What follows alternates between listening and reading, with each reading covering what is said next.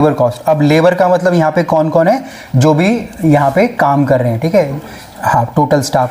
अब इसको चाहे तो हम लोग और ज़्यादा सेग्रीगेट कर सकते हैं, किचन हम लोग सेग्रीगेट अलग कर सकते हैं, सर्विस स्टाफ अपना, हाउसकीपिंग अपना, ठीक है, हर किसी को अलग अलग कर सकते हैं। बट ओवरऑल जर्नल की अगर मैं बात करूँगा तो जितने भी इसमें काम करने वाले लोग हैं, चाहे अब वो परमानेंट बेसिस पे हैं, चाहे हम लोग उनको कुछ हफ्तों के लिए बुला रहे हैं, चाहे ट्रेनिंग करने वाले कोई भी हो, वो सब के सब इसके अंडर आते हैं हमारी लेबर कॉस्ट के अंदर।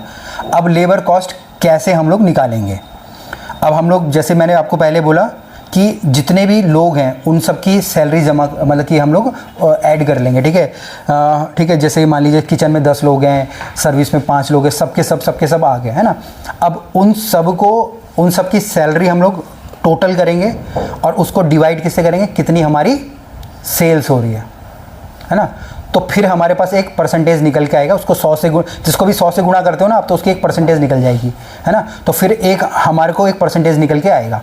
तो जैसे बड़ी बड़ी कंपनीज ऐसी करती हैं कि भाई जैसे मान लीजिए मेरी एक साल में 1 करोड़ की सेल हो रही है, ठीक है, तो मेरे को सिर्फ 10 लाख या 20 लाख रुपए सैलरी पे देने हैं, तो वो इस तरीके से उनके पूरे फिगर्स रहते हैं।